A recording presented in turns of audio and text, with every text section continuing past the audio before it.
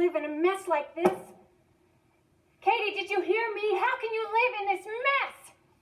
It's my room. Well, it's my house. Every single thing in this house is something I bought for you. You don't use it. But you don't even take care of it. You know, I'm tired of this. It's normal to have conflict. You can't raise children without conflict. You take a child that's totally dependent, by the time that child will leave your home, they'll be an independent adult. That transformation just breeds conflict.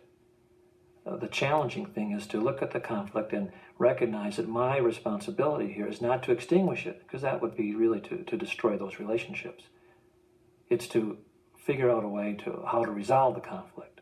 Often parents of teenagers have situations where the child plays what I call the brain drain game. And parents play into that, unfortunately. Why would you let me have it? It's not something that you absolutely need.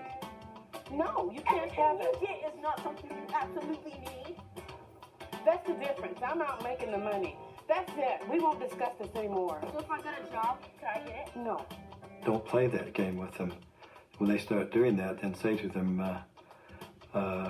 when you're ready to talk and your voice is as soft as mine, I'll be glad to talk to you.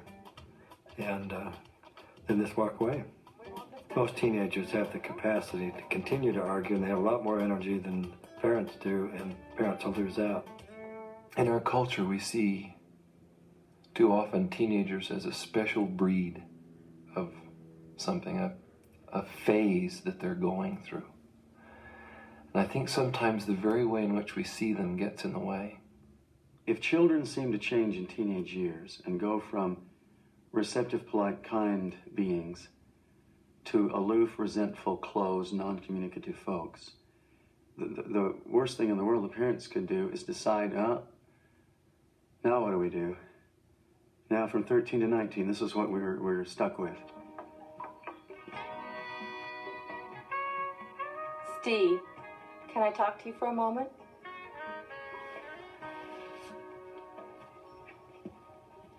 Yeah, Mom, what's up? What are you guys watching in there? Just a video.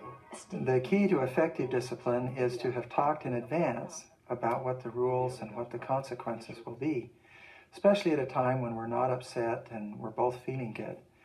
Then when the time comes that we have to enforce the rule, we've had a prior understanding, and the child doesn't view it as something we're doing because we're mad or upset or older, and somehow we get a charge out of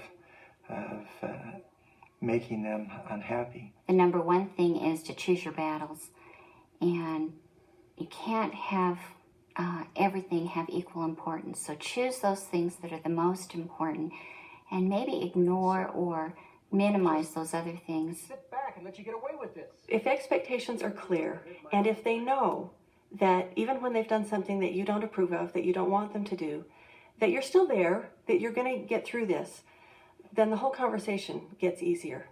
But we can't control them. We can't make them be who or what we want them to be. Well, if the parents said to them, Don't want to do it? look, I'm sick and tired of trying to communicate to you and having you sit there and say nothing.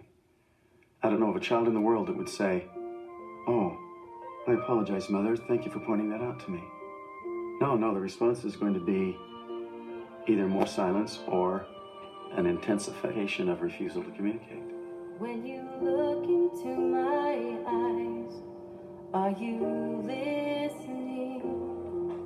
Can you read between the lines and see inside me? Growing up is awful. It's hard. And I think it's getting harder. I'm looking at my children and saying, they're facing things I never dreamed of, I never had to deal with, and it's tough. It hurts. They need a lot of encouragement. They need to be able to find strength with you. And if you offer them that, they'll take it. The teens that I've worked with have been willing to talk with their parents and tell them things. Not because their parents possess some special ability, but because, as they said, I can go and talk to them. I can tell them things. They may be ready to talk at midnight, or they may be willing to talk for a few minutes on their way out the door. And I think the task for parents is to take advantage of those opportunities when they are willing to talk to you, instead of having to still have control and have it on the parents' time schedule. If I open up the door, will you be ready? I promise I'll be there for sure. Let's just keep trying. When you're talking with your teenager, they need a parent. They need someone who has some good, kind, wise, I've had a little experience kind of counsel with them. I find that they are as willing to be taught as any other age group. And in some ways, maybe more willing to be taught. Katie?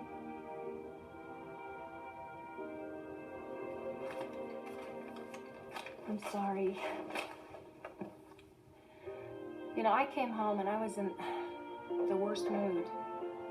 Everything went rotten today, and I guess I took it out on you. I'm sorry. If a parent is able to sincerely say, I'm sorry, that doesn't in any way lessen their authority or their power in the home. It actually invites the child to see them in a different light. When a parent can say to a child, I'm sorry, I've disappointed you, I was wrong, I was angry, forgive me. I think it's almost or perhaps stronger than I love you. You can find my